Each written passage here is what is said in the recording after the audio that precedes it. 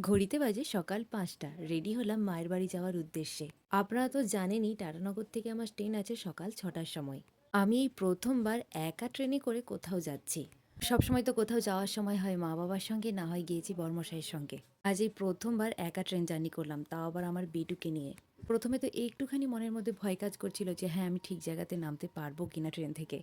ভালোভাব খড়গপুর স্টেশনে নেমে গেছি আর আমাকে স্টেশনে নিতে গিয়েছিল আমার পিসেমশাই। এখন আমি যাচ্ছি আমার পিসি বাড়িতে। যেহেতু আমি বলেছিলাম যে আমার মায়ের বাড়িতে আমার পিসিরাও যাচ্ছে, তাই একেবারে পিসিকে সঙ্গে করে নিয়েই মায়ের বাড়িতে যাব। পিসি বাড়িতে আসা তো নয়, পিসি তো একটার পর একটা খাবার অফার করেই যাচ্ছে। এসে না এসেই মেদিনীপুরের চপ, মুড়ি, শশা, মিষ্টি তো ছিলই, তার একটু পরেই ছিল ম্যাঙ্গো ফ্রুটি। তবে অবশ্য পিসি তো আমার সমস্ত পছন্দের খাবার তো জানি, তাই তো সব থেকে পছন্দের মিষ্টিটাও নিয়ে এসেছে। দুধমালাই খেতে আমি ভীষণ ভালোবাসি। তার উপরে লাঞ্চের মেনুটাও ঠিক আমার পছন্দ মতনই হয়েছে। চিকেন কষাটা জাস্ট অসাধারণ হয়েছে। চলুন দুপুরে খাওয়া দাওয়া কমপ্লিট করে নিলাম। আজকের মতন এ পর্যন্তই। টাটা।